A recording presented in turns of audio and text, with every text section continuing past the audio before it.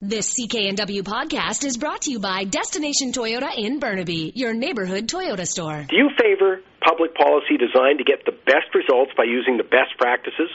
No, personally, when my tax dollars are being spent, I want the most efficient and effective policies used.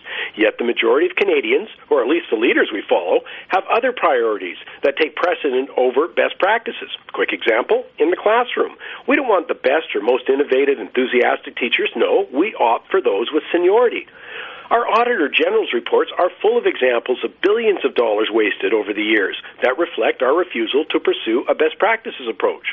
For decades, our healthcare policy has ignored the superior outcomes in Europe, especially when it comes to waiting lists and the administrative cost per patient. In the public sector, labor leaders aren't there to promote efficiency or effectiveness. They're there to protect their worst-performing members. I mean, many of our politicians, with an eye to who makes campaign contributions and electoral prospects, also have priorities other than best practices. And when it comes to tax policy, I mean, the research is clear. The least disruptive way to raise government revenues is through sales tax. And by far the most disruptive to economic growth is through increasing corporate income tax. Yet ideology takes precedent over best practices, and the majority favor higher corporate income taxes. The rejection of best practices because of other agendas is nothing new, but the big difference today is that our economic environment is far more precarious and our financial position, because of growing debts and unfunded liabilities, is more tenuous.